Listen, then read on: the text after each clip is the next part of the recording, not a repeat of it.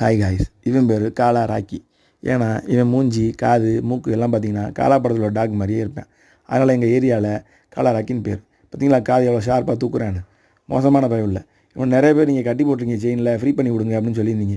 இவனை கட்டி போகிறத அவுத்து விட்டிங்கன்னா ஏற்கனவே அப்படி தான் அவுத்து விட்டு ரோட்டில் போகிற 4-5 நாய்க்கு கூட சண்டை போட்டு வம்பிழுத்து கடி வாங்கி அடி வாங்கி செருப்படி வாங்கி வந்தேன்.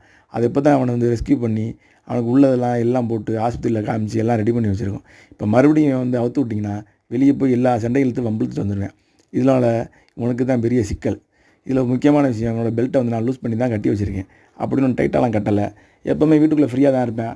வெளியில் கேட்டு வழியாக ஈஸியாக பூந்து போயிடுவேன். 3 மாத குட்டிங்கிறதுனால அசால்ட்டாக ஓடி போயிடுவேன் அவன். அதுக்காக தான் லைட்டாக செயின் போட்ட மாதிரி ஒரு சேஃப்டி உனக்கு பண்ணி வச்சுருக்கோம்.